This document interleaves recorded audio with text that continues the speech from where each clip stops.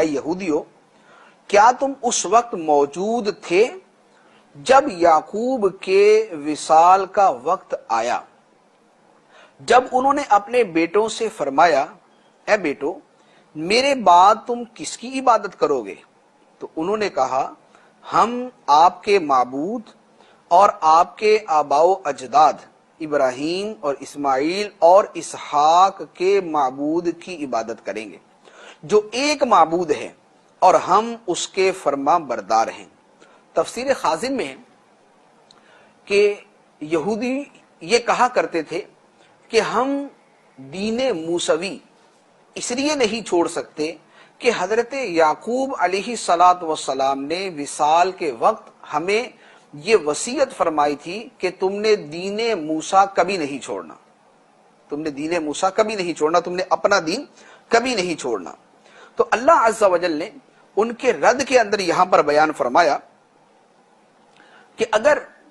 تمہیں یہ وصیت کی گئی تھی تو اے یہودیو کیا تم اس وقت موجود تھے جب حضرت یعقوب علیہ السلام کے وصال کا وقت قریب آیا تھا، یا تمہارے آباء و اجداد اس وقت موجود تھے جب حضرت یعقوب علیہ السلام کے وصال کا وقت آیا؟ تو جب نہ تم اس وقت تھے اور نہ تمہارے آباء و اجداد اس وقت موجود تھے اور نہ حضرت یعقوب علیہ السلام نے ایسی وصیت کی تھی، تو تم کیوں ان کی طرف غلط وصیت کو منسوب کرتے ہو؟ حضرت یعقوب علیہ السلام نے جو وصیت کی تھی وہ کیا تھی؟ اللہ عز و جل یہاں پر بیان فرما دی کہ جب حضرت یعقوب علیہ السلام کے وصال کا وقت آیا انہوں نے اپنے بیٹوں کو جمع فرمایا اور ان سے ارشاد فرمایا ما تعبدون من بعدی، میرے بعد تم کس کی عبادت کرو گے؟ انہوں نے جواب دیا نعبد الہک، ہم آپ کے معبود کی عبادت کریں گے، وَإِلَٰهَ آبَائِكَ ابراہیم و اسماعیل و اسحاق، اور آپ کے آباء و اجداد ابراہیم اور اسماعیل اور اسحاق کے معبود کی عبادت کریں گے۔ تو اللہ عز و جل نے فرمایا کہ حضرت یعقوب علیہ السلام نے یہودیت پر قائم رہنے کی وصیت نہیں فرمائی تھی، بلکہ اللہ کی عبادت اور اللہ کی اطاعت کا حکم دیا تھا۔ لہذا جس زمانے میں اللہ کا جو حکم ہوگا اسی پر عمل کرنا ہوگا، یہ نہیں ہے کہ ایک دین جو پہلے تھا اب بہرحال اسی پر عمل کرنا ہے اگرچہ وہ منسوخ ہو چکا ہو، بلکہ اللہ تبارک و تعالیٰ کے نبی حضرت یعقوب علیہ السلام کی یہی وصیت تھی کہ تم اللہ کے فرما بردار رہو گے اور اللہ تعالیٰ کی عبادت گزار رہو گے۔ اس آیت مبارکہ میں ایک اور بات یہاں فرمایا گیا کہ حضرت یعقوب علیہ السلام نے جب اپنے بیٹوں سے فرمایا کہ میرے بعد تم کس کی عبادت کرو گے، تو انہوں نے کہا کہ ہم آپ کے معبود کی عبادت کریں گے اور آپ کے آباء و اجداد کے معبود کی۔ آباء و اجداد میں کن لوگوں کو داخل کیا؟ حضرت ابراہیم علیہ السلام، حضرت اسماعیل علیہ السلام اور حضرت اسحاق علیہ السلام۔ یہاں پر جو سوال پیدا ہوتا ہے وہ یہ ہے کہ حضرت یعقوب علیہ السلام بیٹے ہیں حضرت اسحاق کے، اور حضرت اسحاق علیہ السلام بیٹے ہیں حضرت ابراہیم علیہ السلام کے، اور حضرت اسماعیل علیہ السلام یہ حضرت یعقوب کے والد یا دادا نہیں بلکہ ان کے چچا تھے۔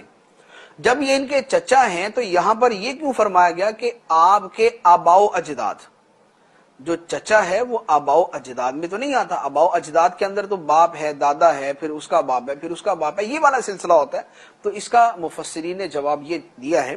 کہ اصل میں ایک تو یہ ہے، ایک عرف زمانہ عرب کا بھی اور ہمارے ہاں کا بھی یہ ہے کہ چچا کو جو ہے وہ باپ کے طور پہ شمار کیا جاتا ہے، چچا کے لیے باپ کا لفظ استعمال کیا جاتا ہے۔ جیسے حضرت ابراہیم علیہ السلام کے چچا کا نام ہے آزر، اور قرآن پاک کے اندر اس کے لیے ابراہیم علیہ السلام کے باپ کا لفظ بیان ہوا ہے، چچا لیکن اسے باپ کا لفظ دیا گیا۔ تو یہ اصل میں ایک عرف ہے، ایک رواج ہے کہ چچا کو بھی باپ بول دیا جاتا ہے۔